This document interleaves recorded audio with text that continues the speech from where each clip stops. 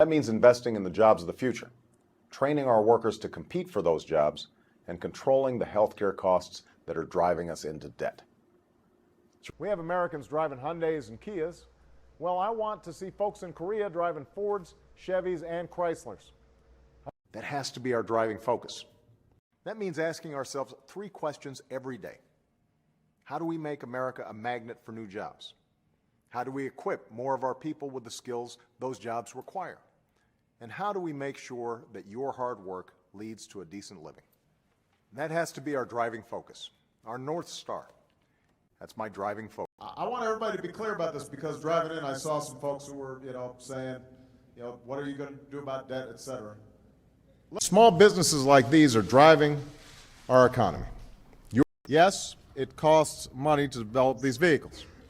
But even as the price to build these cars and trucks goes up, the cost of driving these vehicles will go down as drivers save money at the pump.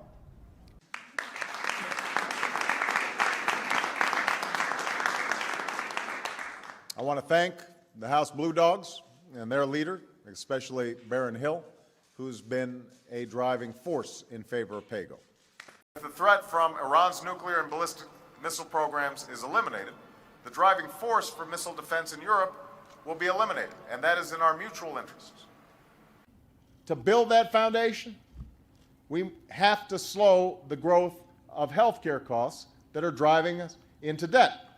It's about the fact that the biggest driving force behind our federal deficit is the skyrocketing cost of Medicare and Medicaid. So the biggest driving force behind our federal deficit is the skyrocketing cost of Medicare and Medicaid. So you're just making a whole series of calculations constantly, even as you're driving. Yeah. To my progressive friends, I would remind you that for decades, the driving idea behind reform has been to end insurance company abuses and make coverage available for those without. I like driving cars. Whether you're driving through New Orleans, Biloxi, or the southern part of Louisiana, it's clear how far we have to go before we can call this recovery a real success. But what you're seeing, not only have we succeeded in driving the Taliban out of Marshall, but it also is a model of the partnership between U.S. forces and Afghan forces. And that's everybody's driving focus, everybody who's standing behind me.